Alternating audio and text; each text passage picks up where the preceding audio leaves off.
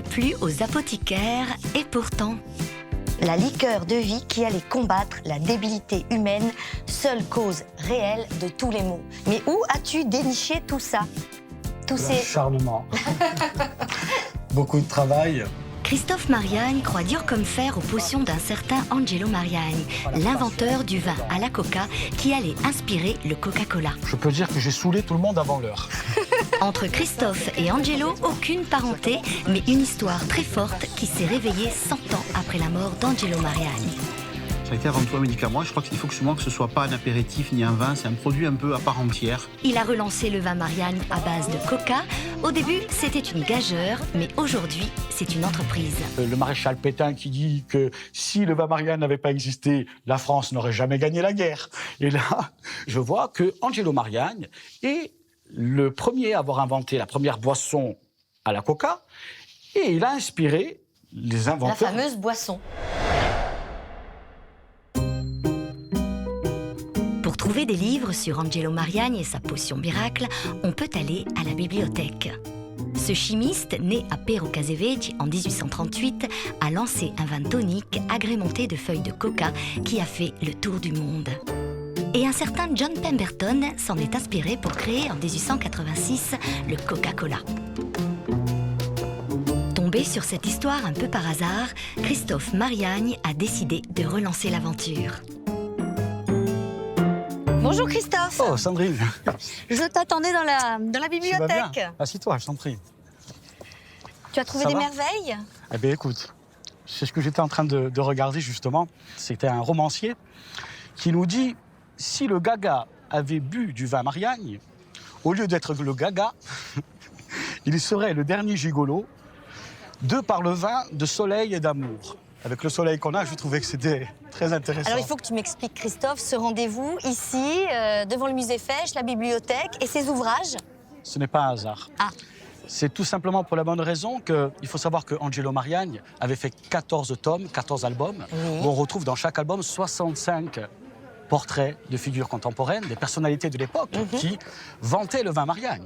Et il va falloir que tu m'expliques bien tout ça, parce que cette histoire m'a l'air complètement passionnante. Avec plaisir. Christophe est tombé sur le tard dans la potion Mariagne et rien ne le prédestinait à cette rencontre. À l'âge de 16 ans, je fréquentais déjà les discothèques. Ouais. Je passais plus de temps à regarder le DJ qu'autre chose. Et je me suis dit, à un moment donné, c'est ce que j'aimerais faire. Mais le monde de la nuit est désormais bien loin. Et en surfant sur le web, le 1er avril 2014, 100 ans jour pour jour après la mort d'Angelo, Christophe a eu comme une révélation. Il a réuni 250 bouteilles authentiques de vin tonique qu'Angelo Mariagne exportait dans le monde entier. Une véritable caverne d'Ali Baba que tu as là, Christophe. En quelque sorte, oui. C'est un trésor. On peut dire ça Toutes ces comme ça. bouteilles, elles me donnent le vertige. Et par exemple, on pourrait parler déjà de la forme de la bouteille qui est totalement singulière. Singulière, mais à la fois unique. Parce que chaque bouteille est unique. C'est-à-dire que si je prends celle-ci, Eh bien, elle aura toujours une différence avec une autre. alors et comment on peut expliquer cela? Chaque pièce a... Parce que je dis ça, une pièce, pour moi, Oui. c'est pas une simple bouteille. On dira qu'elles ont toutes des imperfections. Et donc ça veut dire que toutes ces bouteilles que nous avons devant nous ont à peu près le même âge. Il y en a qui ont beaucoup plus. C'est-à-dire que ça peut aller de 100 ans, donc comme celle-ci, qui sont gravées, je dirais, Oui. enfin en relief, en tous les cas, 20 Mariani. Et après, nous avons les Coca Mariani, qui sont les premières, qui vont jusqu'à 1863. Donc ça fait plus de 150 ans. Et donc ça veut dire qu'à peu près partout dans le monde, on avait la même bouteille, le même design. La même forme. Et le contenant, alors il provenait d'où? De Bordeaux. De Bordeaux. C'est-à-dire que le vin était de Bordeaux, la macération... On expédiait le vin de Bordeaux qu'on mettait en bouteille après de par le monde. Exactement. Un petit peu D'accord. comme ils font les maisons américaines aujourd'hui. Alors cette étiquette, elle n'est pas d'origine forcément. Cette étiquette n'est pas d'origine. Sur les bouteilles que j'ai retrouvées, il restait une bonne partie des étiquettes. On a réussi à reproduire, je dirais, quasi identique. Et puis, on a voulu faire aussi ce petit clin d'œil en mémoire d'Angelo Mariagne. C'est pour ça qu'il y a cette petite phrase qui me paraît une des plus importantes sur cette étiquette, en hommage à Angelo Mariagne, l'inventeur de la première boisson à la coca. Alors, le vin tonique Marianne, Coca de Bolivie. Pourquoi de Bolivie? De Bolivie, parce que c'était le seul pays aujourd'hui qui nous permet de pouvoir nous procurer de l'extrait de coca. D'accord. Voilà, alors qu'à l'époque, c'était de la coca du Pérou. Et si je la casse, là, par exemple, si je trébuche, Je ne pourrais pas vous en vouloir. ça coûte une fortune quand même. Oui, aujourd'hui, celles-ci, elles sont estimées, je dirais, on est en une valeur de 800 € la bouteille. D'accord. Puis c'est une page d'histoire aussi. Complètement. Ah, poisson d'avril.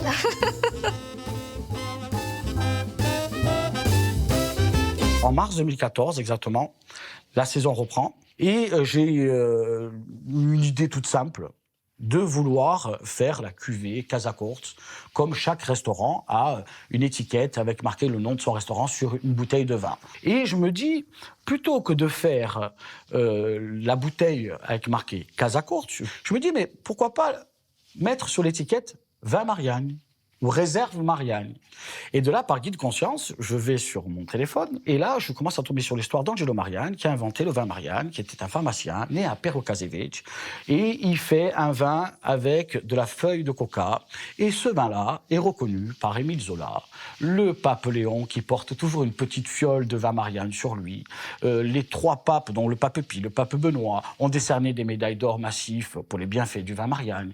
Et je vois que Angelo Marianne est le premier à avoir inventé la première boisson à la coca, et il a inspiré les inventeurs. La fameuse boisson. Mais il faut savoir que ça n'a pas été directement du vin Mariani au Coca-Cola. C'est-à-dire que John Pemberton s'est inspiré d'Angelo Marianne. Donc qu'est-ce qu'il a fait? Il a lui aussi été à Bordeaux, il a récupéré du vin de Bordeaux, il a mis de la feuille de coca, et il a appelé ça la French Wine Coca. Et là, on est en 1885. Depuis nos arrière-arrière-grands-parents qui mettaient de la feuille de coca dans leur vin, la loi E20 et le CSA sont venus mettre de l'eau dans le nôtre. Alors, ce vin Marianne redécouvert, nous allons le goûter avec modération. Donc on est d'accord que le liquide qui se trouve à l'intérieur de nos verres n'a pas le même âge que la bouteille. Dans sa tête, à lui, peut-être. Donc on sent. Épicé quand même, non? Très, très épicé, ouais. Est-ce qu'on peut considérer ce liquide comme un vin ou toujours comme une boisson d'apéritif Je dirais presque ni l'un ni l'autre. Ça a été avant tout un médicament. Ça a été avant tout un médicament. Je crois qu'il faut que ça reste, non pas vendu en pharmacie, mais il faut que souvent que ce soit pas un apéritif ni un vin, c'est un produit un peu à part entière. Ce qui était dit sur l'étiquette, c'est que c'était un vin qui soignait la dépression, qui soignait le mal-être, les faiblesses passagères. Voir la débilité. Voire la débilité. Et le retour de l'être aimé aussi, c'est écrit sur l'étiquette. Bon, il faut préciser qu'il n'y a pas d'alcaloïdes. C'est-à-dire? C'est-à-dire qu'on utilise donc la feuille de coca, Les extraits. les extraits de feuilles de coca, qui sont nécessaires dans la fabrication de la cocaïne, et on a simplement récupéré les principes actifs de la feuille de coca sans en avoir le côté néfaste, bien évidemment. Donc il n'y a pas de cocaïne dans le notre ami breuvage? serait un dealer, et aujourd'hui c'est un médecin de l'âme, mais c'est pas un vendeur de coke. Est-ce que ce produit, à l'heure actuelle, a toutes ses chances? En termes marketing, Oui, sur le marché. je crois que comme il est déjà assez fou pour avoir fait ce produit-là, on peut imaginer qu'il y a des consommateurs assez fous pour le suivre. Donc moi j'en suis de ceux-là. Bon, ben santé alors. Santé. C'est bien la première fois qu'on peut dire qu'on nous souhaite la santé en buvant un tel breuvage. Depuis l'adolescence, la fête et les rencontres ont toujours fait partie de la vie de Christophe.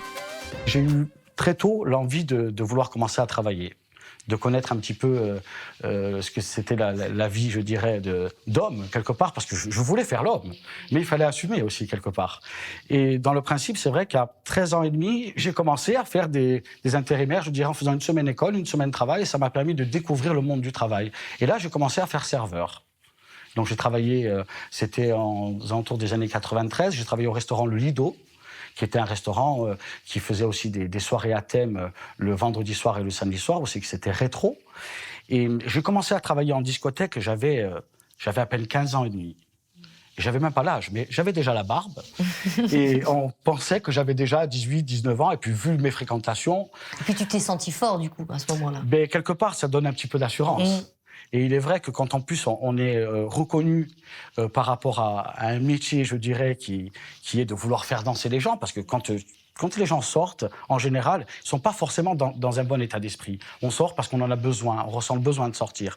Donc pour moi, je me focalisais plus sur la personne qui était dans son coin, qui n'avait toujours pas dansé, que ceux qui étaient déjà sur la piste. C'était comme un défi pour toi de le Complètement. faire Parce qu'il y a une partie... lever. Exactement, parce qu'on est là vraiment pour apporter ne serait-ce qu'un sourire, les voir juste taper des pieds. On se dit, mais déjà, on a gagné. Et là, on a envie d'aller plus loin. Et quand je voyais le regard de ces gens à 5h, 6h du matin, parce qu'à l'époque, il n'y avait pas d'horaire de fermeture, eh bien, quand je voyais le regard des gens qui me faisaient juste un sourire, comme pour dire, j'ai passé une bonne soirée, là, j'avais mon salaire. Question Bagou, Christophe et Angelo se sont bien trouvés. Pour vendre son vin, le plus ancien avait mis au point une campagne de pub imparable en faisant témoigner les personnalités de l'époque. Et devant cette trouvaille de l'alchimie du XXe siècle, un immense espoir s'ouvrait. Il croyait avoir découvert la panacée universelle, la liqueur de vie qui allait combattre la débilité humaine, seule cause réelle de tous les maux. C'est Émile Zola qui signe ça. Mais où as-tu déniché tout ça? L'acharnement. Beaucoup de travail. Et ce déclic est arrivé à quelle période de ta vie? Mais c'est arrivé, je dirais précisément, le 1er avril 2014. Et c'était pas une blague, ni un poisson. Pas du tout. Et il s'est avéré que quand j'ai fait des recherches sur vin Mariani, c'est là que je suis revenu sur la date de naissance d'Angelo Mariani, qui était le 17 décembre 1838, et sa date de décès, qui était le 1er avril 1914.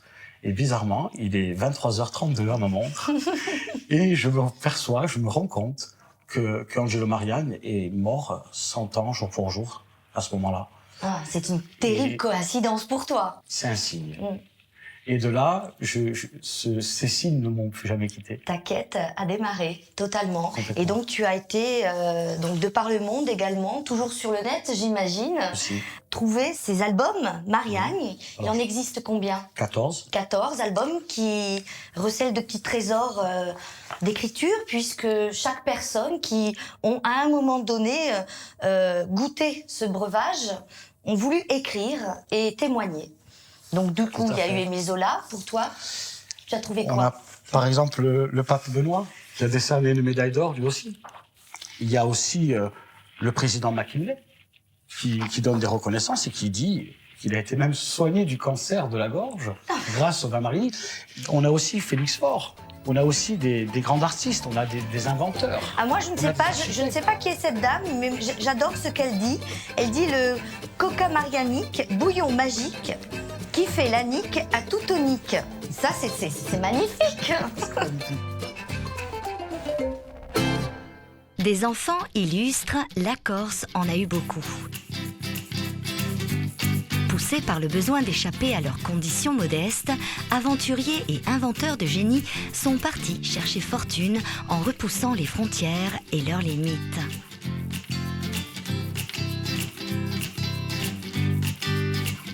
Donc là, c'est toutes les batailles qu'il a gagnées. C'est ça? Il n'y a pas de batailles qu'il a perdues, je crois. Je ne sais pas exactement. Mais... Viens, on domine le monde, viens, on domine le monde. Christophe, chiche ou pas chiche? Je te suis. Allez. Simon, fais pas la course, hein. Tu préfères qu'on tombe chacun de son côté ou qu'on tombe ensemble? Allez, allez, on y va. En zigzag, peut-être. Peut-être. Mais c'est pas sûr. Ça va mais tu vas trop vite, on arrive. Tu as gagné. Attention, ça, c'est attention, fait. Il y a la petite marche. Oh, merci.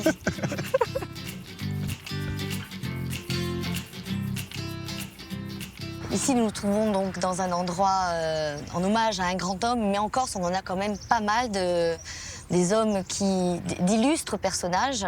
Tu te vois vraiment tu voudrais t'inscrire dans cette liste? Pour parler de Napoléon, c'est quand même un grand personnage qui a conquis le monde. Mais il n'y a pas eu que Napoléon, on a eu aussi François Coty, Pascal Pau. Oui.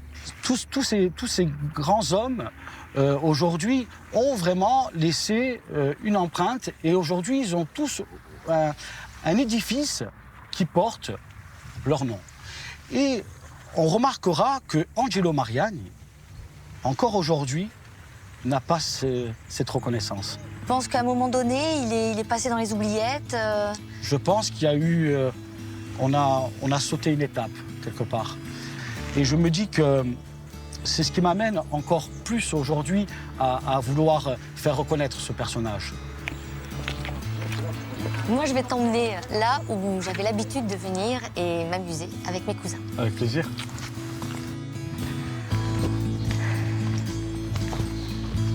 Il est joli ce petit sous-bois. Complètement. Tu me le fais redécouvrir en tous les cas. Je redécouvre avec toi. Hein. Et voilà la fameuse grotte. La grotte Napoléon. Elle me paraissait plus grande. C'est spacieux quand même, Oui. hein. Tu exagères. Qu'est-ce qu'il te faut de plus? Il y a une très belle vue de Napoléon d'ici. Viens voir.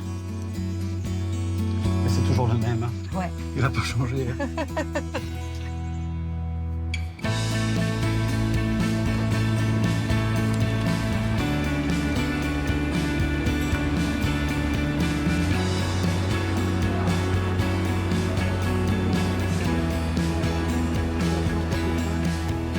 En 2002, tout en étant disque jockey, j'ai eu la volonté de vouloir organiser un concours de chant. Et j'ai créé, je dirais, sans prétention, hein, le challenge des plus belles voix de Corse. On reprenait donc les 3 plus belles voix d'Ajaccio, de Bastia, de Porto Vecchio, de Corté, de Balagne. Et on avait donc 15 candidats et on faisait la finale régionale du challenge de la plus belle voix de Corse. Et en même temps, ça m'a apporté une certaine connaissance d'une gestion d'une association. Je me suis dit, après, pourquoi pas essayer justement d'entreprendre et de me lancer vraiment dans une activité qui pourrait m'apporter, je dirais, un salaire, encore une fois. Mais toujours autour de la musique. Et c'est là où j'ai créé ce magasin de musique, donc en 2004. Et malheureusement, ça n'a pas marché. Ça n'a pas marché parce que je n'avais pas pris connaissance du monde d'Internet. Je vendais des guitares 100 €, je la payais 60, et sur Internet, elle était à 45. Je me suis dit, il y a un malaise. Et j'ai un ami qui me dit, Christophe, tu as un beau local, tu es face au port. Réfléchis. Passe à autre chose. Tu oublies les instruments de musique. Et pourquoi pas vendre du saucisson, du filatil et du fromage. Mais quelque part, je me suis dit, au fond, c'est vrai que l'emplacement s'y prête. Mais j'ai dit, mais pourquoi pas? Donc tu reviens dans le monde de la restauration. Oui. Tu te relèves péniblement, mais sûrement financièrement. Oui. Mais là, bon, apparemment, tu t'ennuies encore. C'est-à-dire, quand j'ai commencé à faire de la restauration et autres, c'est bien. On gagne un petit peu d'argent et tout ça. J'organise des soirées karaoké, ça me fait chanter, ça me fait décompresser aussi en même temps. Mais il est vrai que j'ai trouvé pas mon bonheur. Et je me suis dit, à un moment donné, va falloir que je trouve autre chose. Je veux dire, j'ai fait de la restauration pour gagner ma vie, quoi. Et Christophe a fini par comprendre que l'amour est dans le pré. Celui qu'il entretient avec Céline, sa compagne, un peu en retrait du quartier de Mezzaville, en ville et pourtant au bout du monde, ils s'y ressourcent avec leurs chevaux. Donc nous avons Vibrant d'un côté Et Moon de l'autre. et Moon de l'autre. Alors, Moon, c'est une camarguaise et Vibrant, c'est un AQPS, c'est un pur sang croisé avec un anglo-arabe. Voilà. Voilà. C'est une race qui a été créée pour les chevaux de sport. Comment on peut justement les... Qu'est-ce qu'on Alors, peut faire? comme on va les monter, il faut les chouchouter un petit peu, il faut les brosser. D'accord, Il faut allez. leur faire les pieds avant de pouvoir les équiper. La petite manucure. Voilà, c'est ça. Alors, on y Donc, va, on y brosse. va. Mais Énergiquement. vraiment, voilà, énergiquement. Surtout là où on va mettre la selle, ici. D'accord, d'accord. Voilà. Donc tu les montes régulièrement. Donc on les monte ici dans le paddock. Et puis on va se promener aussi dans les alentours. On a la chance donc d'être à Mezzaville. Ben oui, Et mais d'être c'est à la hallucinant campagne. ça. Tu te rends compte, on est à Mezzaville, mais en même temps on C'est est en ça. ville. Oh, ça vous qui est n'avez pas encore magique. fini. Tu vas nous aider, hein? Tu vas lui expliquer comment on fait les pieds puisque tu es là. Hein? Mais oui, moi qui sais très bien les faire. C'est lui qui les fait jamais. C'est ta Je suis spécialité, les pieds. C'est mon pied. Alors, prenons le pied. On y va. Alors, comment on... Allez, ma fille, donne. Allez. Et Céline, le projet là de Christophe n'est pas trop envahissant dans ta vie? Est-ce que tu arrives encore, quand bien même, à le voir, à partager des choses ensemble? C'est un peu plus rare, c'est-à-dire que Christophe, c'est quelqu'un de très passionné. Donc, il n'y a plus rien qui compte, c'est le projet, c'est-à-dire que j'entends parler d'Angelo Marianne, 7-7, H24. Du Marianne, tu en bois, quoi. Angelo Marianne, le vin Marianne, depuis 2 ans, j'en entends parler. Et Christophe, Oui. j'espère que quand même tu t'occupes un peu de Céline aussi. Aussi, mais il faut dire aussi qu'avec le manque de temps, c'est pas toujours facile, mais bon, on arrive quand même à trouver le temps de se retrouver un petit peu quand même. Ici. Voilà, dans Voilà. cet arbre de paix, je dirais. Ouais. Et on n'est pas bien, là. Ah oui. Ah ben oui. Bon, j'espère que c'est ma pointure. Voilà, je suis prête. Voilà.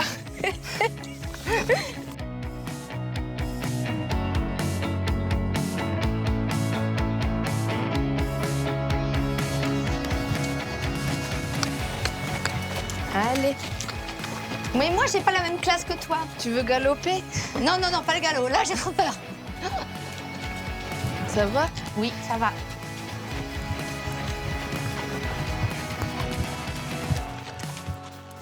J'ai eu un deuxième projet, je dirais, qui était pour moi la suite du vin Marianne. J'ai voulu faire aussi le Coca Marianne, qui est un soda. Et je me dis que quelque part, Angelo Marianne l'aurait peut-être fait en son temps. Et je me suis rapproché d'une personne qui était capable de pouvoir me mettre au point un soda. Il m'a dit, alors dites-moi qu'est-ce que vous voulez dans votre cola. J'ai dit, mais je voudrais de la noix de cola et de la coca, des extraits de coca, parce que je peux en posséder aujourd'hui, et d'ailleurs ça fera partie du projet du vin. Il me dit, mais monsieur Marianne, vous savez que je suis capable aussi de faire du vin? Je dis, comment ça? Il me dit, mais je ne sais pas faire que des colas, moi, dans ma vie. Hein. Je sais aussi faire le vin, ça a été la première chose que j'ai commencé à faire, c'est faire des vins aromatisés. Et là, on a commencé vraiment à développer. Ça a pris quelques mois. Il a fallu que je parte sur le continent. J'avais vraiment besoin de le rencontrer. On a avancé ensemble. Et là, on s'est retrouvés. Donc là, vous avez fait des tests. On a fait beaucoup de tests. On a essayé de trouver aussi le côté tonique, parce qu'il était important pour moi qu'on ne joue pas que sur des arômes. Le côté Mais goûteux. du coup, tu n'es ni apothicaire, ni pharmacien, comme Non. pouvaient l'être père et Non, fils. du tout. Je peux dire que ce qui a été vraiment révélateur dans ce projet, c'est d'avoir eu la chance de rencontrer les bonnes personnes au bon moment. Alors, qu'est-ce qu'on peut lui souhaiter à cette boisson? Et à toi, De par la même vivre occasion? aussi longtemps qu'Angelo a pu le faire, en tous les cas, que ça vive encore même jusqu'à après ma mort, que ça puisse créer une économie et qu'on n'oublie jamais Angelo Marianne. 100 ans après sa mort, Angelo Mariani reviendra peut-être sur la place des grands hommes, avec une boisson qui porte son nom et celui de Christophe. Alors, comme je sais que tu as travaillé dans la nuit, j'ai bien envie, là, maintenant, de te replonger dans cette ambiance. Ça fait plaisir. Oui, c'est une surprise, viens voir. Ah bon?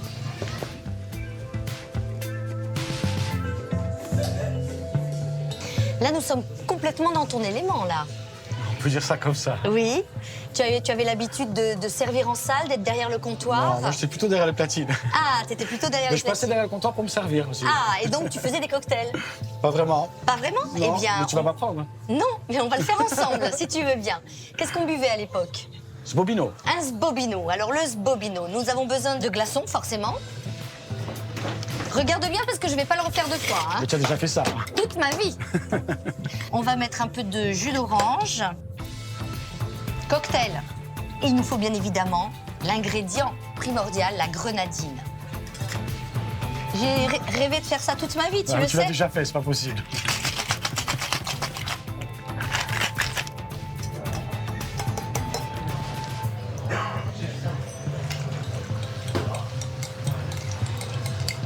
Bon, ben à ta santé, hein. La tienne. Et là maintenant, j'ai bien envie de te demander, est-ce qu'il serait éventuellement possible de réaliser un cocktail à base du Coca Marianne? Tu peux essayer? On peut l'essayer. Je peux mettre moi aussi des glaçons. Donc comment tu envisages ça? Mais écoute, déjà, on va commencer par la base. La base, bien évidemment. Alors, on peut dire que déjà, ce Coca Marianne est déjà bien épicé. C'est ça. Il y a déjà, le goût est déjà assez Oui. présent. Donc, il va falloir être judicieux. Exactement. On va mettre le côté aussi amer, des citrons. Du citron. Oui. Alors tu vois, moi ce que je ferais, je serais plus partant pour ne pas dénaturer le produit. Et je le laisserai comme ça. C'est pas bête. On va aller au plus simple. Alors moi, ce qui m'intéresse de savoir, c'est qu'après cette boisson, est-ce que tu envisages, tout comme Angelo Mariani, d'inventer de nouvelles recettes, de lancer une gamme de pastilles, de gommes? Alors, il y aura le Coca Marianne, comme on l'a déjà évoqué. Donc ça sera un soda rafraîchissant qui sera toujours à base donc, d'extrait de coca et de noix de cola. On va vraiment travailler sur l'aspect noix de cola aussi. Et il y aura un élixir Marianne qui va ressembler, si tu veux, un petit peu à un muscat pétillant. C'est-à-dire que ça sera le vin Marianne pétillant. Et je pense que ça sera vraiment quelque chose à faire à suivre.